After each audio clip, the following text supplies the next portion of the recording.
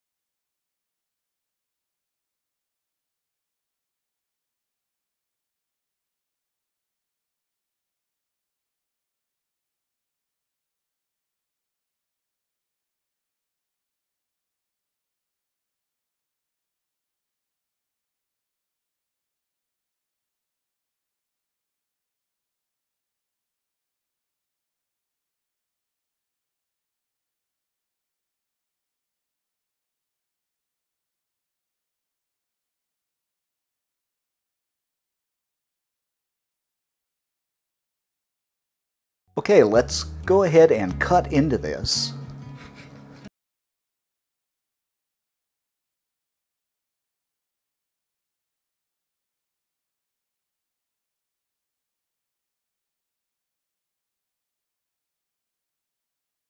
The chicken is so tender, the acidity of the tomatoes, the spices, just so good. You gotta make this. So for the full scoop on this recipe and many other chicken recipes, head on over to cookandshare.com. All kinds of great stuff over there. Thanks for subbing and watching, and see you next time.